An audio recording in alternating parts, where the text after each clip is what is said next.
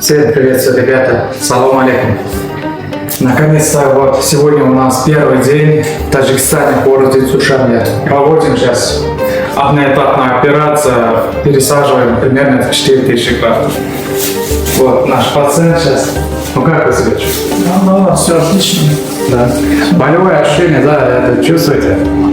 Нет, все нормально. Вот, ребята, мы здесь начали свою работу, оставляя контактный номер, именно отвечает в Душанбе. Пишите, звоните, ждем вас.